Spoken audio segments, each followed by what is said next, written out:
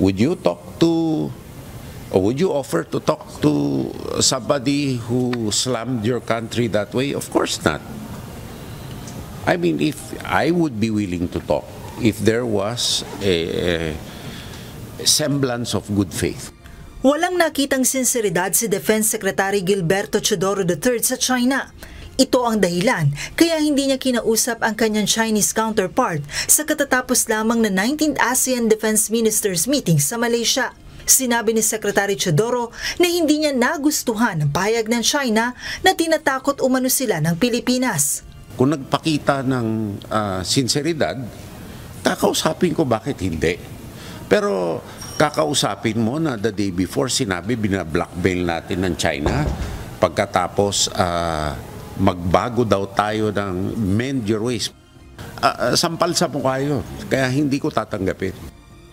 Sinabi ni Teodoro na sinusunod din niya ang pahayag ni Chinese President Xi Jinping na labanan ang unilateral bullying sa Asia-Pacific Economic Cooperation o APEC Summit sa Korea. Ba't pag tayo ang nagre-resist, ayaw nila? Hindi ready yung script eh.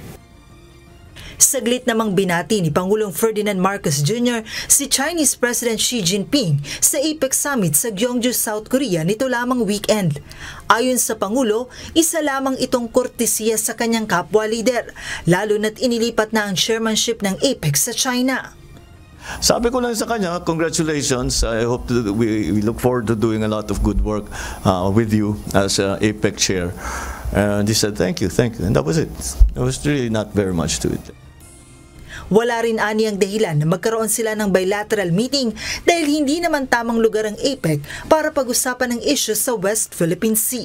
With President Xi Jinping again, neither side asked for a meeting because anong pag-uusapan namin, this is not the time or the place to talk about the West Philippine Sea. You will not achieve anything for having a meeting about that. Joan Nano, UNTV News and Rescue. Diyos ang aming sandigan, serbisyo publiko ang aming pinahahalagahan.